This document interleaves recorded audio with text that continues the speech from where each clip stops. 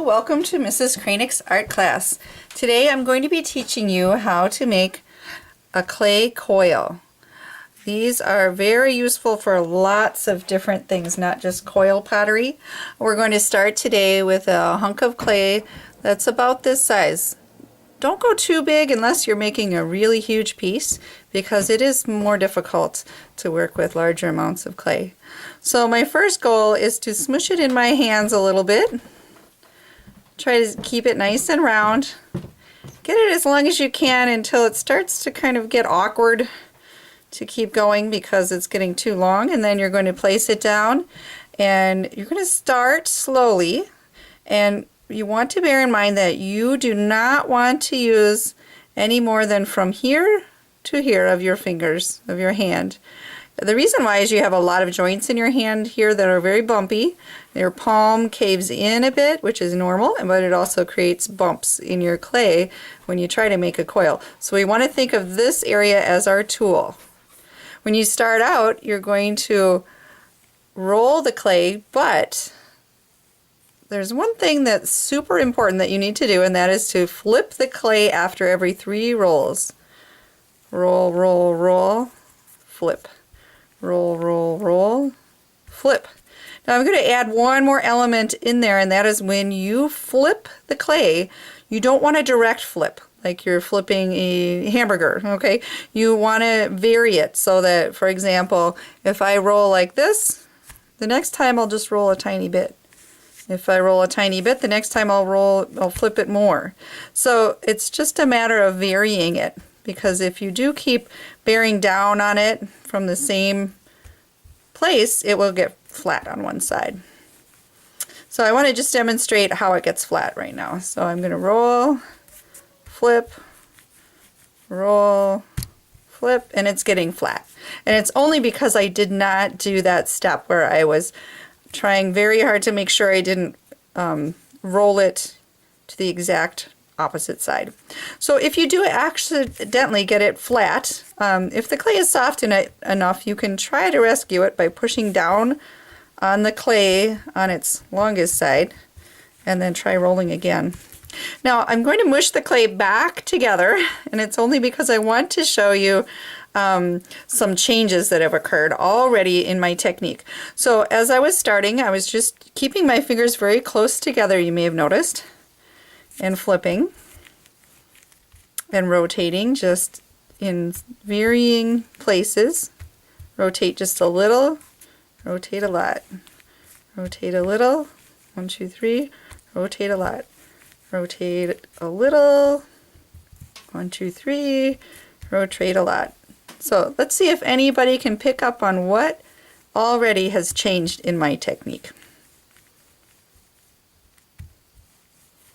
That's right, my hands are spreading apart. My fingers are, I should say. So I started like this because the clay was smaller. But now I have clay that needs attention. And if I can't reach with my pinkies, poor pinkies, they can't participate, then I need to get that coverage on the clay. If I don't have that coverage, if I keep going like this, you know what will happen is these will get bigger, they'll get heavy, and they'll start kind of rotating around as I go. And when they rotate, they will get weak, and those will be thin spots, or they may even crack later. So that's why it's so important that you're spreading apart your fingers as you go. You still need to flip occasionally, but not as often as you did in the beginning, because the clay is now starting to progress more towards getting a coil, and at this point we want to make sure that we're not putting too much pressure on it. It's mostly just a tiny bit of pressure. Now as the clay is getting longer, there's one more change I'm making. I want to see if anybody can notice.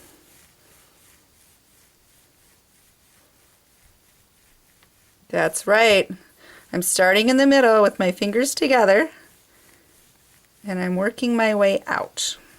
And again, that's so that you can keep the coil even. That's our whole goal, is to make sure that we don't have thin areas or thicker areas as we go.